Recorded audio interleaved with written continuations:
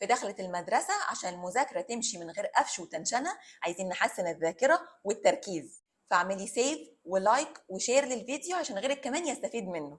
مش بس الاوميجا 3 مهمة عشان التركيز والاداء العقلي، الاوميجا 3 بفكرك ان هي لا مش موجودة في كل الاسماك، موجودة في بعض الاسماك زي البوري، الرنجة، السردين، وكمان السلمون والتونة، وكمان عين الجمل وبذور الشيا وبذور الكتان. اما بقى لو مش بستهلك الحاجات دي كويس فممكن اخد مكمل غذائي فيه اوميجا 3. المهم بقى كمان ان انت لازم تعرفي ان في حاجات تانية مهمة جدا للتركيز غير الاوميجا 3، كمان الخضار والورقيات الخضراء الداكنة زي البروكلي والسبانخ والكيل وورق السلق.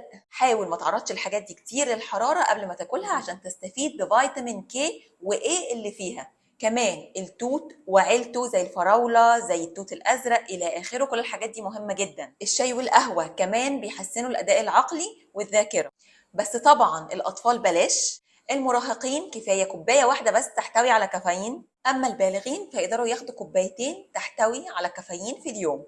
الكركم كمان بيحسن الذاكرة جدا، بيقلل الاكتئاب، حاول تحطه في الأكل أو تحطه في مشروبات. كمان البذور واللب بدون ملح. الدارك شوكليت 70% دارك فما فوق، بتحسن جدا المود والتركيز.